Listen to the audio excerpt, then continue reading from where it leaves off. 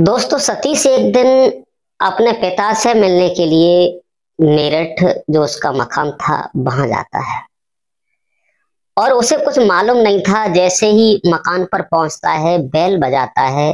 जब बेल बजती है तो गेट खोलने के लिए और कोई नहीं, एक महिला आती है। उस महिला को जैसे ही सतीश देखता है और सतीश को वो महिला देखती है तो उसके पैरों तले जमीन निकल जाती है।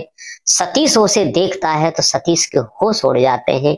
आखिरकार वो महिला कौन थी? जो अकेले ससुर एक सरकारी टीचर थे वहां रह रही थी, वो सतीश की तलाकशुदा पत्नी थी। दोस्तों, ये कहानी बड़ा ही इंटरेस्टिंग है। ये कहानी आप सुनेंगे तो आपके होश उड़ जाएंगे। ये मेरठ की कहानी है। नमस्कार, प्रणाम। मैं हूं प्रेम यादव। ये कहानी मैं सुनाने जा रहा हूं, ये हकीकत कहानी है। एक बार इस कहानी को आप सुनिए। आखिरकार फिर आगे इस कहानी में हुआ क्या।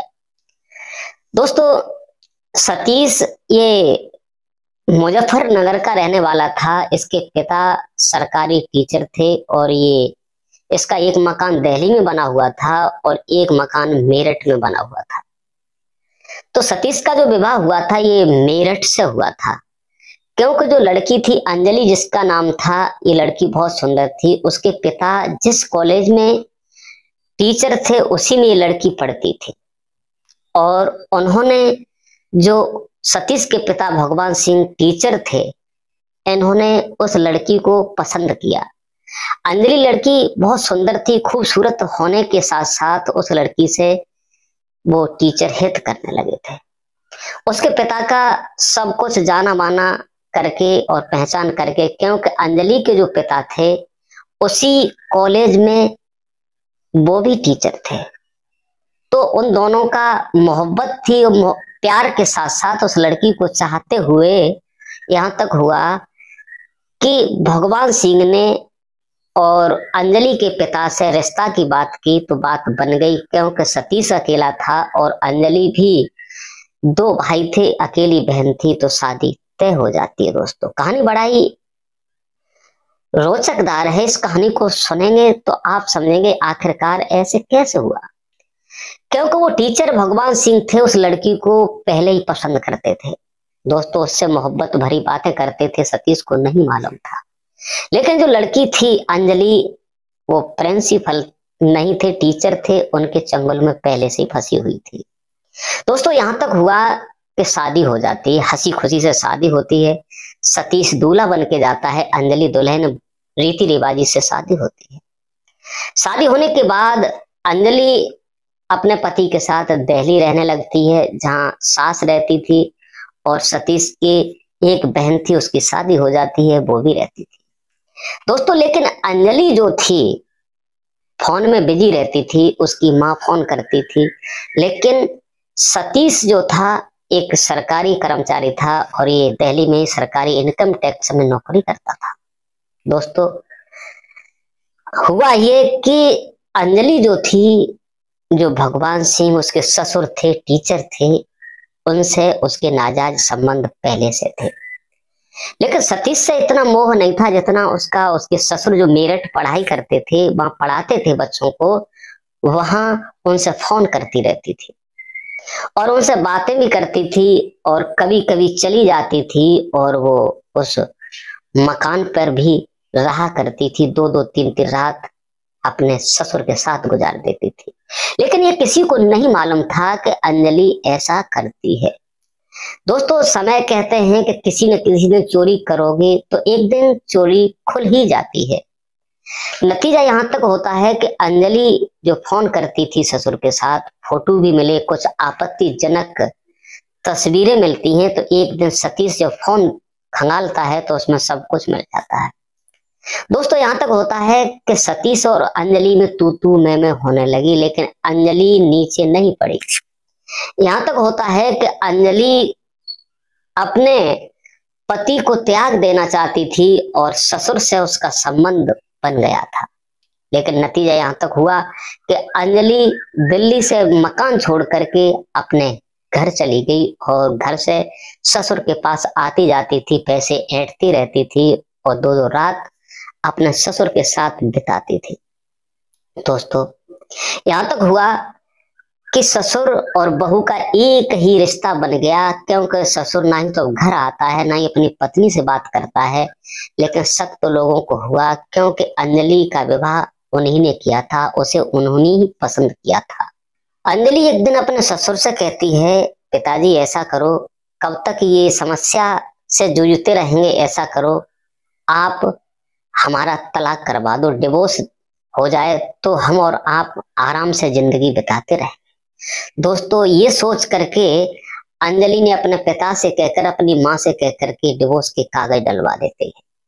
डिवोर्स के कागज जाते हैं, यहाँ तक होता है कि 2 साल 3 साल मुकदमा चलता है। मुकदमा चलने के बाद और अंतिम तारीख होती है, जज साहब शशि से पूछते हैं कि तुम क्या करना चाहते हो, पत्नी के साथ रहना चाहते हो या छोड़ना चाहते हो। तो सतीश कहता है, इसमें मेरी कोई मर्जी नहीं है, डिवोर्स के कागज तो इन्होंने डाले थे, अगर इनकी पसंदी है जो ये करें वो हम करने को तैयार हैं।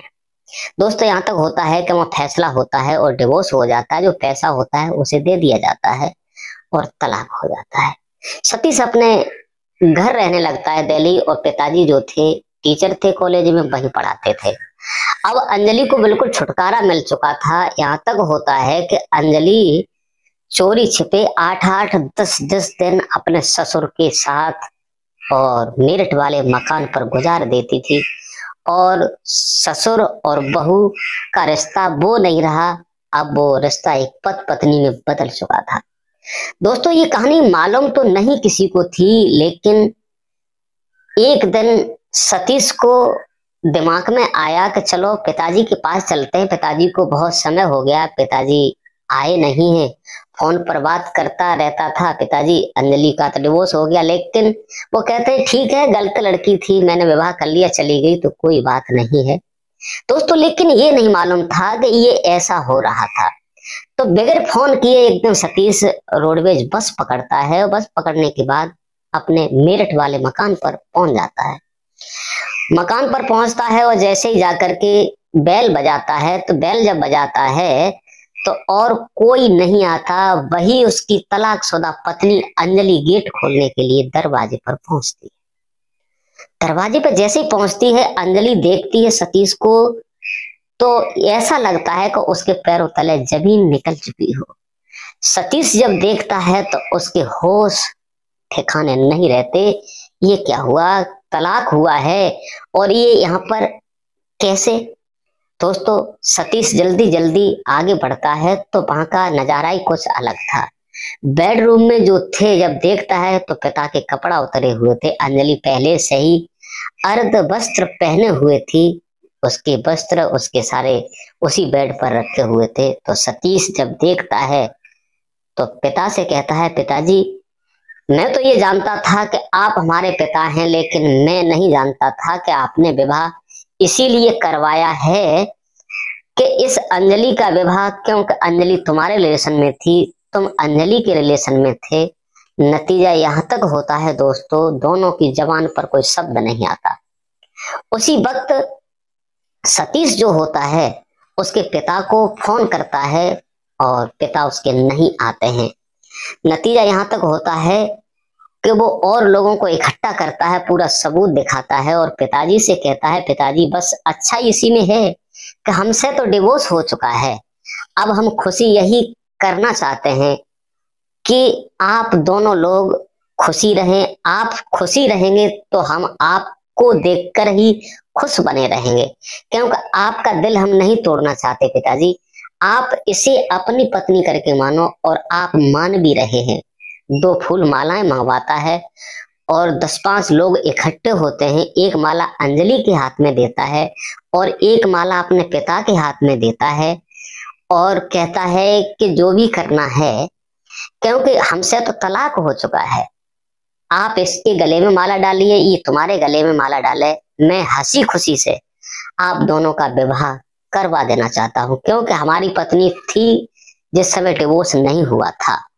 दोस्तों यही चलते लोग इकट्ठे हो जाते हैं, सब धिक्कार देते हैं, लेकिन वो कहते हैं कि जो होनहार होता है तो अंजलि माला उनके गले में डालती है, वो उनके गले में माला डालते हैं और उनका विवाह उस बहू से करवा देते हैं। दोस्तों जब लोग देखते हैं कि हाँ सतीश ने देखा, रंगे हाथों पकड़ा, क्योंकि इससे डिवोर्स हुआ पिताजी के पीछे, तो उनकी खुशी के लिए अपनी बहू को त्याग देता है सतीश। दोस्तों, इतना काम करने के बाद सतीश जो होता है अपने घर चला आता है। घर जब आता है तो अंजलि के माता पिता को मालूम पड़ता है कि डिवोर्स जो अंजलि ने लिया है ये अपने ससुर से गलत संबंध थे, और उनके माता पिता की कोई कमी नहीं थी अंजलि के। सतीश एक नेक लड़का था, बहुत सुंदर लड़का था। तो अंजलि की जो चाचा की लड़की थी बहुत सुंदर थी। उसके चाचा जाते हैं और सतीश की माँ के पैर छूते हैं और कहते हैं कि अंजलि ने जो किया वो ठीक किया, लेकिन मैं तुम्हें अपनी बेटी कन्या का दान करना चाहता हूँ, मैं अपनी बेटी तुम्हें सुपुर्द करना चाहता हूँ, तुम्हारी पत्नी बनाना चाहता हूँ।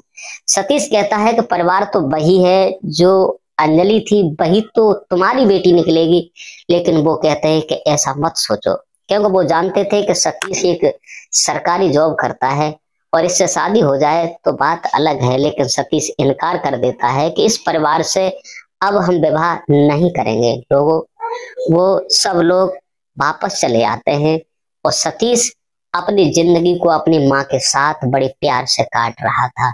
दोस्तों, हमारी कहानी आपको कैसी लगी कमेंट करके अवश्य बताइए। क्या ससुर और बहू ने सही किया या सतीश ने सही किया? निर्णय लेकर के क्या काम करवाया? क्या ऐसा होना चाहिए? क्योंकि हमारे समाज दूषित हो रहा है कि ससुर और बहू के ज्यादातर नाजायज संबंध आपको देखने में मिलेंगे। दोस्तों, हमारी कहानी कैसी लगी? इस कहानी को सुनाकर किसी को परेशान करना नहीं है, किसी का दिल दुखाना नहीं है, केवल आप लोगों को जागरूक और सचेत करने का मेरा उद्देश्य है, इसलिए मैंने ये कहानी आपको सुनाई थी। आज के लिए बस इतना ही। नमस्कार, जय हिंद, जय भारत।